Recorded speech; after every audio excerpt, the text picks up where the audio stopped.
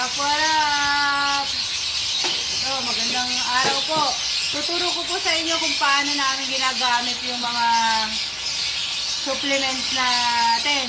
Tulad ng Horus, ng booster, ng fertility booster, at saka yung pang-hand feed natin. Ito po yung yung power booster natin.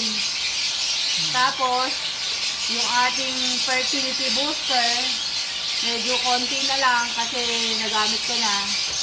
Tapos ito yung pang-hand feed natin. Yung pang-hand feed po natin, napakaganda. Hindi ka problema kung sasabit ba sa syringe. Kahit maliit lang yung syringe mo, siya, pinong-pino. Masarap siyang gamitin. Tapos ito yung Horus natin. Hindi mawawala. Laging kasama to lagi. So, ang tinuturo ko po muna sa inyo, yung sa natin, sa pang-hand feed.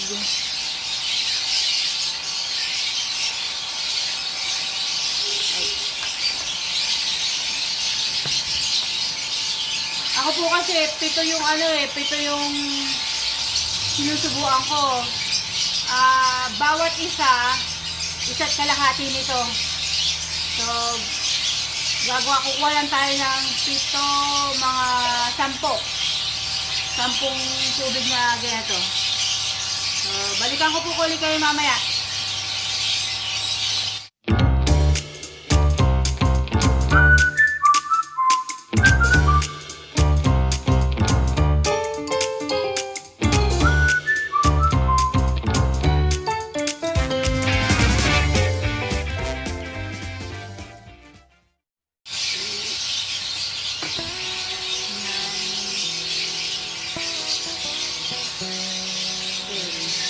Yan.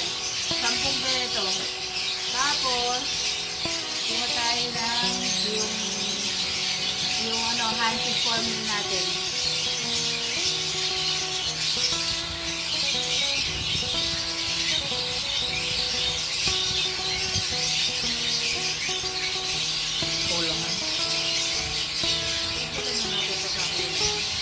Ang naman yan, hindi na kayo magdadagdag ng mga iba't ibang sangkap gaya ng di ba pag bumili kayo Cerelac, may lalagyan nyo ng chick booster, Blender ka pa ng lalagyan mo ng malunggay powder, blender pa yung chick booster para kasi sumasabit kasi dito yung dito sobrang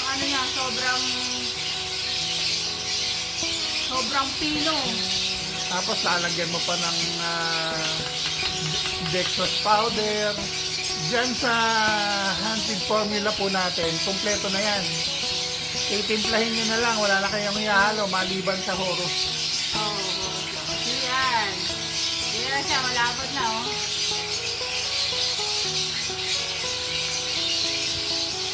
Tapos, lagyan lang natin siya ng konting Horus.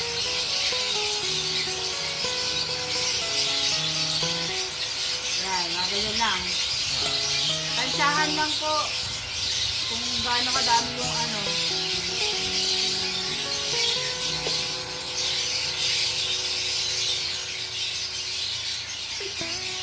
Ay, lilipad ang kabayo. Buti nakakita nyo. Umahon na pala yung isang papakainin ko. Ayaw pang pakuli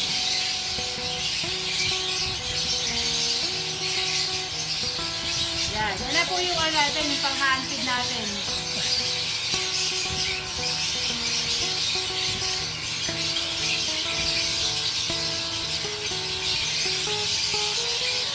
Grabe yung init Nagbigrito ako dito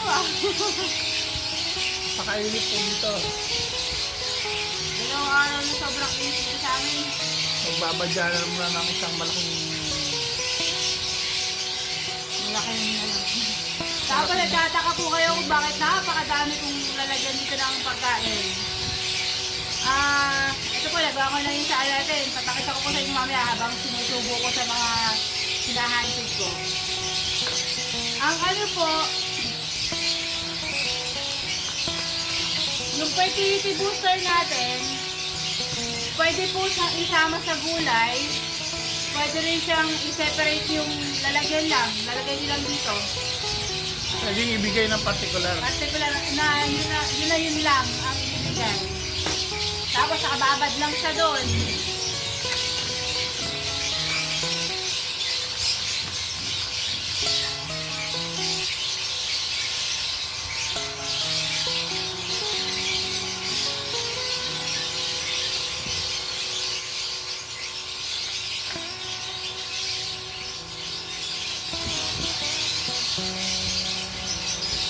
Tapos, ang gagawin nyo po, di ba nakababad lang siya doon? Ako po kasi pag nagpakain ako ng ibon, yung pagkain nila, sakto lang. Sakto lang sa maghapon nila. Para walang masasayang. Yung pong pang soup ng gatas ng bata, ang binibigay ko sa kanila, isang ganun lang. Pag naubos na yon, hindi ko na siya nilalagyan. Basta yun lang, para gagalawin nila to panigurado. Tapos po, sa ano naman natin, sa power booster natin, ganun lang din, ilalagay lang din dito. Kaya lang, medyo magkakulay sila. So, iwalay mo natin itong anim. Ito yung sa power booster. Gustong gusto to ng mga yung mga bagong babako. Oo. Kung nagtatanong kayo, kung tatanungin nyo pala, kakainin ba ng ibon namin to? Huwag po kayo mag-alala, gustong gusto ng ibon yan. Lalo na yung amoy. Pagka po nilagyan ni Celia ng ganyan, maya-maya lang, ubos na yan. Opo. Power booster. Power talaga. Ang bilis nilang lumaki. At saka yung size po nila. So hindi naman pala sa mapagpapalit kasi mas dark ang kulay ng power booster natin kaysa dun sa fertility booster natin. So ganyan lang. Tapos ito po yung yung 1 litro ng tubig natin. Ang gagawin lang po natin sa 1 litro ng tubig, 2 kutsara ng horus.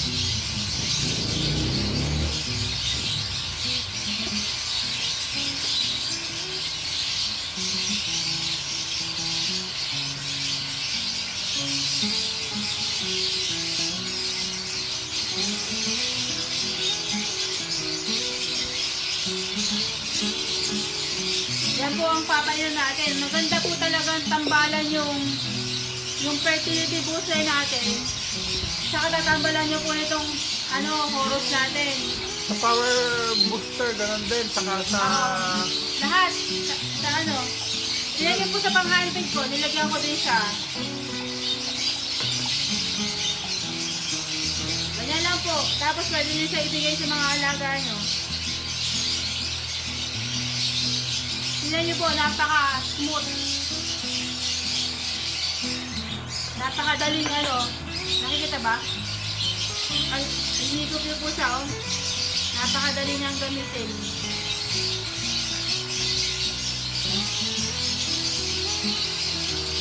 Ganyan mo na to. Hindi ba malabnaw? Hindi, wala po.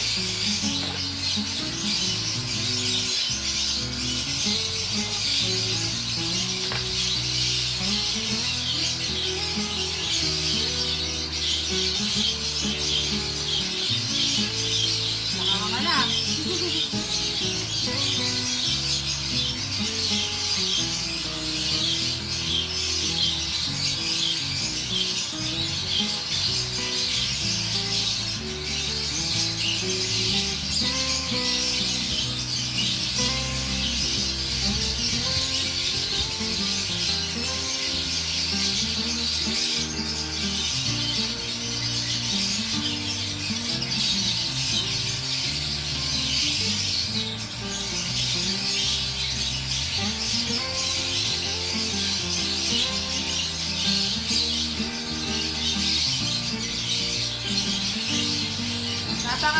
Napakahusay gamitin ng pang-handpig natin.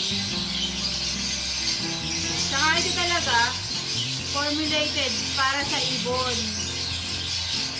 Hindi para sa tao. Oo. Wala po yung halong Cerelac. Ang kailangan po ng handfeed na yan, meron siyang sangkap na probiotics and prebiotics para yung internal organ system ng mga ibon natin malinis na. Kumbaga, di baling konti yung kainin yan, pasok lahat ng nutrients yan. Hindi, kaya kamuha nito yung mga hand feeding namin, hindi naman namin ito may hina-hand-feed. 2 times a day lang ito. 2 times a day. Pero nakita niyo yung mga katawan nila. Kasi nga, malinis yung katawan. Na-absorb na lahat. Saka ang naano po, mabilis lumaki. Kaya nakita nyo na, napakadami po ng pababa. Puro kansi. Ang dami niya, no? Pera pa sa malalaki yan. Yung malalaki ko wala doon, nagkaano na sila, nagpa-power booster na. Yung malalaki niya, power booster na. Binibigay lang niya sa isang lalagyan, no? Nakita niyo, Kasi lang, nakalagay lang siya dito, tapos yun ako makain. Nagulat nga ako dun sa araw. Biglang sulibad yung isa, nagbukol niya kami dun sa loob. Sabi ko, bata pa to ang gilas ng lumipad. Manatagal loob po kasi mga bata pa ako hindi lumipad eh. Pagbukas ko ng netbox, kasi ang netbox ko po kasi, ang cage ko, meron siyang pintuan na gano'n para sa netbox. Pagbukas kong gano'n, panatag ako na hindi lalabas eh. Pagbukas ko, sibat agad yung isa, yung pinakamaliit pa.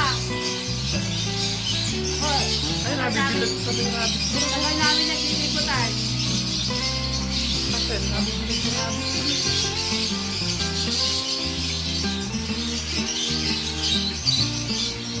Walang lilim doon. Meron. May papot ko ba?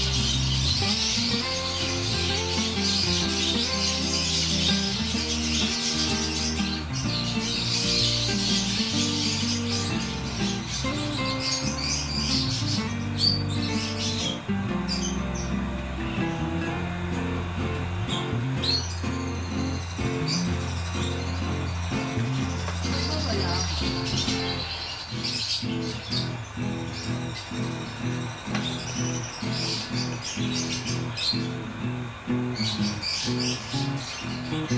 Try nyo po itong pang-handfeed namin.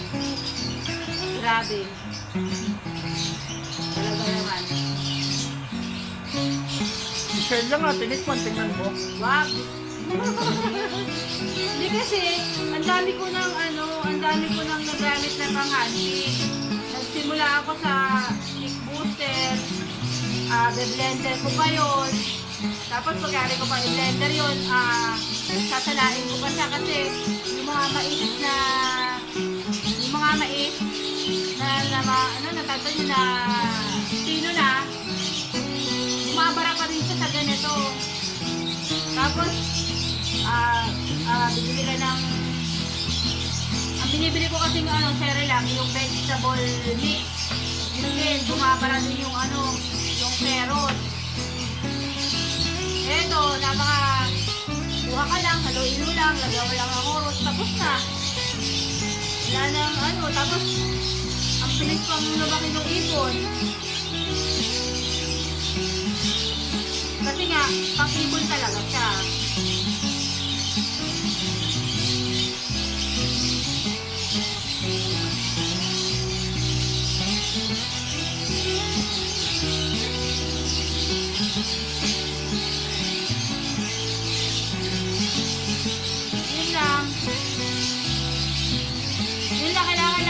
Pwede nila yung malinis yung mga big nila. Kasi medyo malapot to. May mabilis matuyo. So, yun lamang po. Ay, naituro ko na sa inyo paano paggamit yung mga product natin. Try nyo po. Hindi po kayo magsisisi. So, yun lamang po. Maraming salamat po. Paalam.